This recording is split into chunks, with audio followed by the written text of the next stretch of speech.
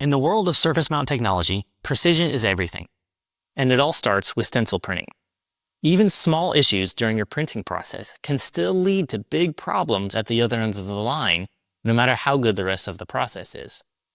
If you want to know how to maximize your yields, stick around because today we're going to be talking about stencil printing and what you need to do to get the most out of your process.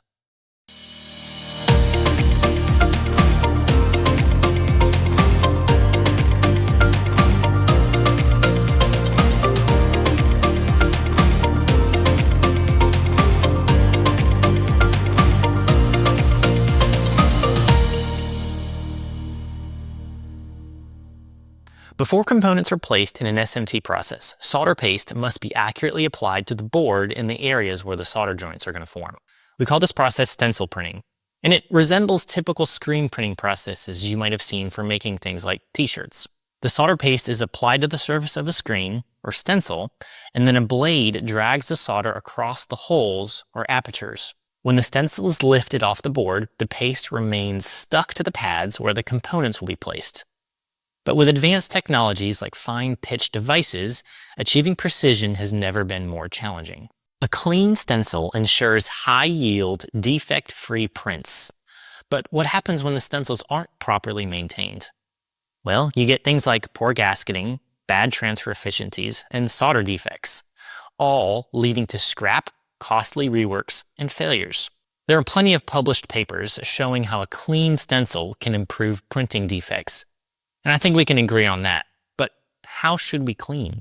IPA may seem like an easy solution, but it falls short in dissolving modern soldering pastes.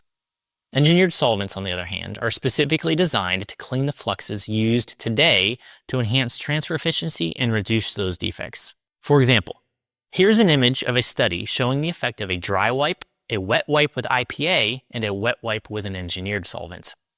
In this study, a UV tracer was added to the paste to visualize where it ends up after cleaning.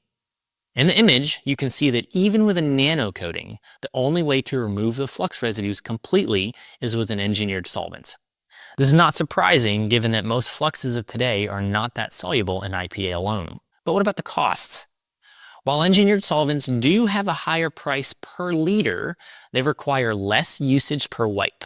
Fewer misprints, reduced paper consumption, and increased efficiency means significant savings, up to $20,000 annually for a line that has only about 5 stencil printers. Switching to engineered solvents isn't just about print quality, it's about smarter economics and a more efficient process.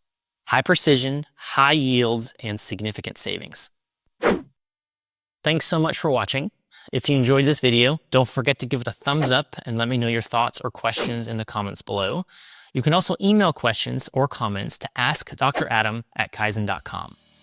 If you're new here, make sure to hit that subscribe button and turn on the notification bell so you don't miss any new episodes. And as always, stay clean.